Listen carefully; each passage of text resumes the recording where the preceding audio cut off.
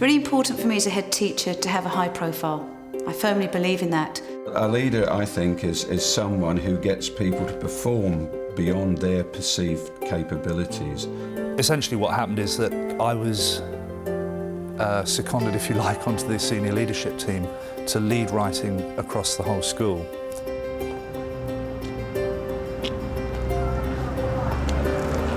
Good morning, you all right? I'm good, I'm very good. Morning, boys. Hello, Kevin. How you doing?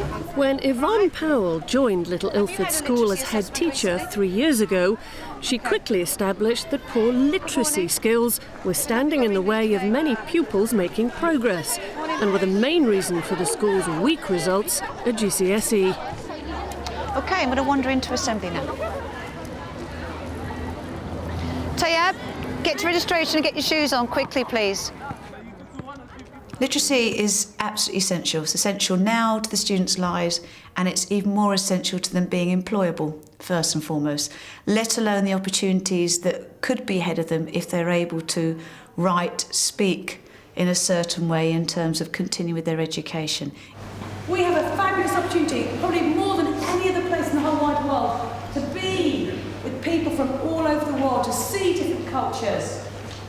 In a school where it's not unusual for a third of the intake to arrive with a level 3 or below in English, and almost 90% of pupils are learning English as an additional language, raising standards in literacy was never going to be an easy task.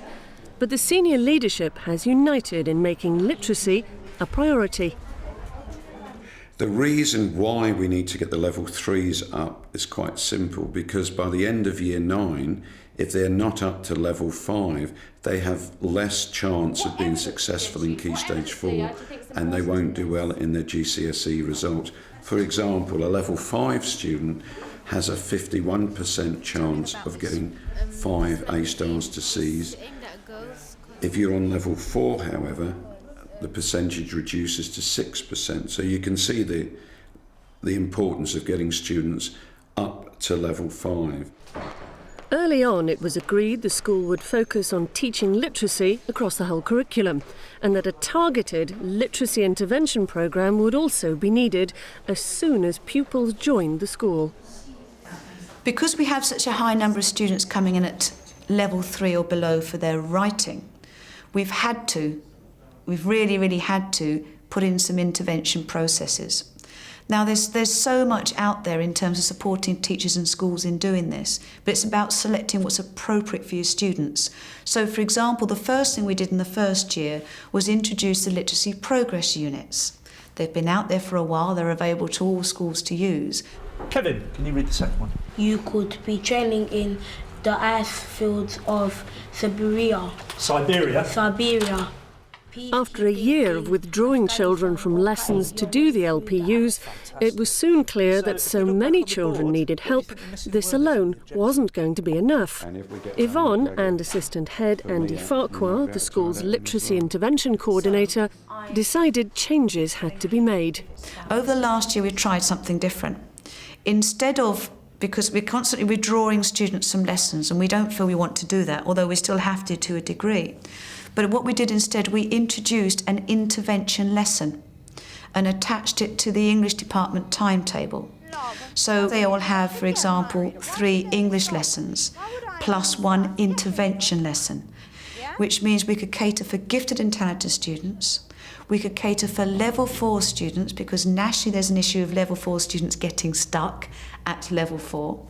And of course, then we could introduce as well the 3A class, the 3B and the 3C. It meant that we could also have a class for students who are well below level 3, perhaps even below level 2, due to having English as additional language. Don't forget the paragraphs. So we have it like this, like I did. So you're going to do that? The school also introduced the Reading and Writing Challenge for Year 8 children.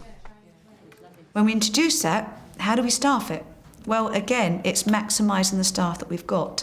So this is where we really do believe that we've got some fantastic teaching assistants who have a number of expertise of supporting students one-to-one anyhow. So they have now become the teachers of the Reading and the Writing Challenge. The school has a cross-curricular approach to literacy. Responsibility for leading the current focus on improving the quality of pupils' written work has been given to the head of English. A key part of the strategy he's chosen is the use of writing skeletons, a series of visual aids for planning different types of non-fiction writing. Hopefully fairly obvious, you've got the 6 skeletons, and this time, instead of me giving you context for matching them up, I'm going to give you actual text to match. Okay. When a student comes to write, if they've done the plan correctly using the skeleton, the content of the writing is already there. The structure is there in a visual sense, so they're then free at the writing stage, using the plan, to focus on the linguistic aspects of their writing. I've recently had posters produced for every classroom, so that they're very visible to the students around the school. And that's almost like a subliminal message as well to staff. Please put this on your wall, it'll be there. And as the training is ongoing, the idea is that staff will begin to feel confident in using or experimenting with these skeletons. So rather than me asking you to write me a paragraph or 2 or 3 on the senses, we're going to use a writing skeleton to try and organise our thoughts a little bit more. Using very descriptive In some language. classes, So the like other thing this I'm food going to give technology you lesson, is a teachers word are bank already experimenting talking with the about writing those skeletons. senses. So instead of saying very nice and brown and crispy, what's a different word we could use other than nice? Sweet. Have a look at these words here under it looks. Did it look colourful? Attractive. Oh, attractive. There you go. It helps you because when you put words over here, you're not stuck for ideas. If I didn't do this, then I'd be thinking, oh, what am I supposed to write? But because I put the words over here, then it helped me in putting the paragraph over here. So now that I'm using this system, maybe I should be getting something like a level 5. Before I was something like a level 4, because I wasn't planning that much. And so I've realised planning could help you quite a lot, especially when you're writing stuff down. Yeah, actually annotate onto the text. That would be great. Convincing all teachers in all departments to use writing skeletons will require ongoing training. But the senior leadership is sure they're the best way to help pupils structure their writing. We don't assume that one inset day means they're going to go away and do it, or they're able to do it, or they're confident in doing it, because our classrooms become our territory. They also become our little safety den. And what I've been able to do with my staff is to get them to move, shift their comfort zones, to try different things.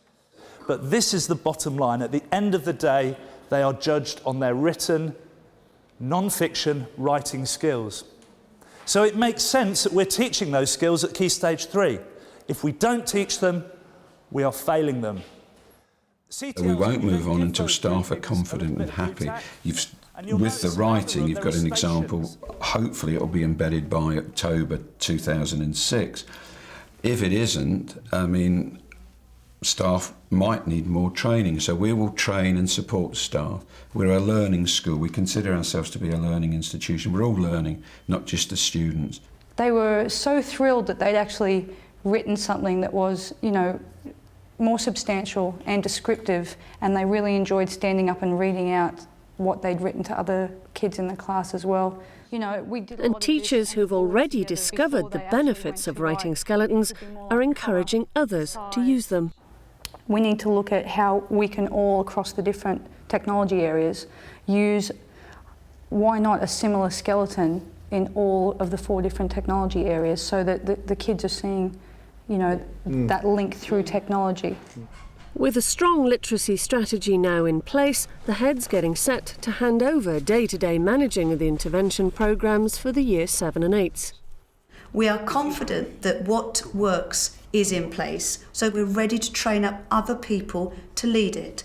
Hence, some of the TAs that have been working with the reading and writing challenge, because of their expertise they've developed and their career progression becoming higher level TAs, they are now ready to actually lead it. So I have a more distant overseeing role, Andy has a more distant overseeing role, but we still make sure we regularly monitor, check and evaluate.